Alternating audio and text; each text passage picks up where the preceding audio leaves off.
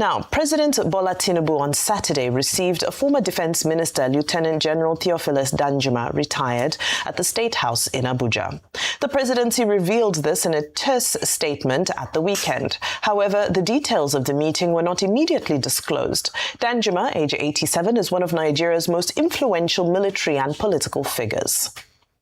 On to our next story for the political brief. Political parties risk being disqualified from fielding candidates in the 2027 general election if they fail to comply with Section 77 of the Electoral Act 2026.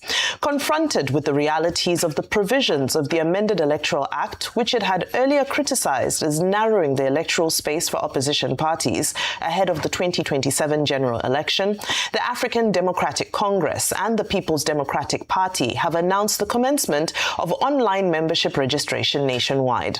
Now, this is a requirement for registered political parties to participate in the polls. The party, however, said the online registration is intended to build on the momentum of its membership registration and revalidation exercise launched last month. Now, lastly, former Vice President of Nigeria and chieftain of the African Democratic Congress, Atiku Abubakar, has described the wave of defections by governors from the opposition parties to the All Progressives Congress as evidence of pressure and intimidation and not a sign of strength of the ruling party. Reacting to the defection of Adamawa State Governor Amadou Fintiri from the People's Democratic Party to the APC, Atiku said political realignments were not new. Well, joining us on the political brief now to unpack these stories is Arise Director of News and Politics Editor, Sumna Sambo. Sumna, good morning to you and welcome to the morning show today. Good morning, Vimbai. Good morning, Dr. Bati. And good morning, Bye. Morning, Sumna. Okay, Sumna, good morning. Let's start with this objection by the political parties to the new election timetable and some of the provisions in the Electoral Act. It's not only Section 77 of the Electoral Act that they are kicking against about registration of members and the timeline of 21 days that has been provided. They are also kicking against Section 84 about primaries. They are also kicking against the volume of documentation that INEC is asking for NIN, asking for birth certificate, asking for, and they're saying, well, they may not be able to meet the deadline. And this is an attempt to constrict the space for democratic expression. But these political parties, opposition political parties, were they consulted before those guidelines were drawn up? Were they not also aware that the National Assembly, having revised the Electoral Act 2022 to produce 2026 and the objections about religion and all of that, INEC will seem to be working within the framework. Shouldn't we ask them to try to work within that framework, no matter how challenging it may appear? Because what is being asked for is not as if they are going to go to Pluto to look for those details. What do you think? Thank you so much, Dr. Abati. Well, the opposition actually has been, seemingly docile in terms of, following what is required of them to participate in the next general elections. And I say this because in the National Assembly, we have, minority caucuses of both the Senate and the House of Representatives. And this legislation had been ongoing since last year. So I wonder how the opposition are actually accusing the APC now of having a hindsight or a sort of knowledge that this was going to happen. And so the APC has started its own e-registration before that of the opposition. Because, this document was a public document to everyone, that there were even public hearings that were held across the country as to some of the innovations that National Assembly members were going to introduce. And then the focus was just on electronic transfer of election results. They allowed the CSOs to goad them into that aspect, forgetting other provisions, like you have said, Section 77, Section 84, which INEC is duty-bound to implement. Now, if you take out the provisions, if you take a look at the provisions right now, they have just the month of March to actually kick off their e-registration. And then you will go ahead to see that the ADC has kicked against that. the, other political parties like ADP have kicked against that. And just this morning, I spoke with the chairman of the national chairman of the Interparty Advisory Council. And he told me that they've summoned a meeting for Wednesday where the Interparty Advisory Council will be talking about all of this and finding the best solutions to it. But INEC usually holds, quarterly meetings with political parties, including the media. And we know that some of these things are discussed and all of that. So I am surprised how, the opposition political parties just allowed all of these things to pass through the National Assembly and get assented without them, opposing some of these things if they were not confident about that.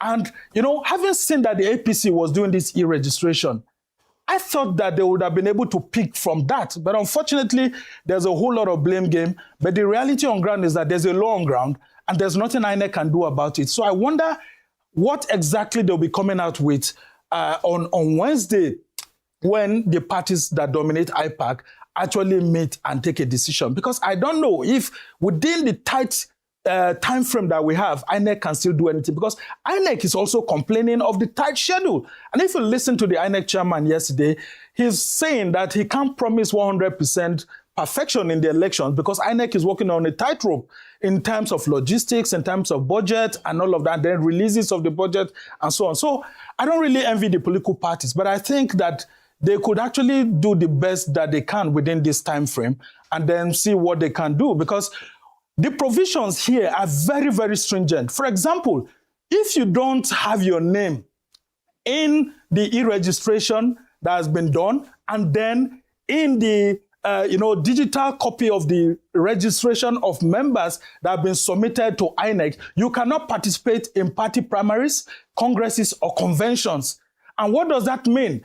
You cannot benefit from it. So you can't vote and you can't be voted for.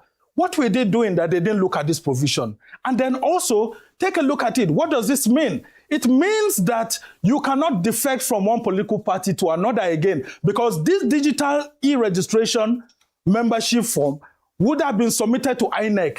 And what does the law say? That if your name is not in that political party, in that registration list that was submitted to INEC, you cannot partake in party primary. So anybody who is waiting by May 30th in APC or PDP or ADC to harvest from people who failed to get their ticket is living in dreamland, because that provision no longer exists.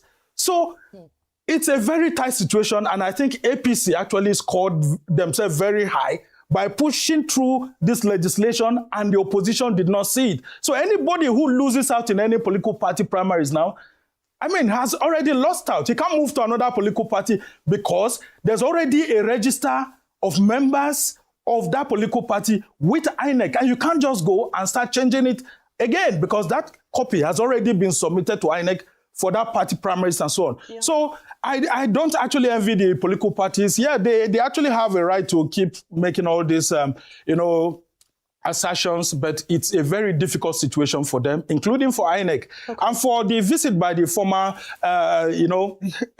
Chief of Army Staff, General T.Y. Danjuma, it's a very strong visit, and I think he's actually someone that you should actually watch out for, because, we've had similar visits in the past. Don't forget when former President Goodluck Jonathan was acting president, he visited Jonathan and was made the chairman of the Presidential Advisory Committee of Jonathan. But before the 2015 elections, he also visited Jonathan, where he said that he's not a member of any political party, so he cannot, say that he's supporting Jonathan in that 2015 election. And you know what happened, after the outcome of that election. But for now, the issues actually lie in his home state of Taraba. The governor has moved to the APC, and there were talks here and there that Governor Agbo Kefas was actually having problems with General T.Y. Danjuma. And so maybe it may affect the fortunes of APC in the state. But I'm very sure maybe T.Y. would have spoken with President Tinubu to tell him that, look, just be rest assured that everything is fine, and I don't have any interest against you, because these are two business,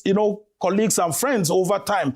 Many Nigerians may not actually know that. And you would also take a look at what's been happening within the Middle Belt region, the North Central Geopolitical Zone. General T.Y. Danjuma is a very strong promoter of the Middle Belt cause in the North Central, talking about minorities in the North and all of that. So I'm very sure Tinubu would have tapped into his leadership of, this section of the country to see how he can harvest some commitments that may translate to votes in the 2027 general elections. Okay. And of course, you know that Tiwa has a whole lot of interest in the oil and gas, sector in the country. And of course, he will always be needing the government support in one way or the other. So, I mean, it would have been a win-win conversation. I'll provide political support and you continue to provide, the economic support and policy support.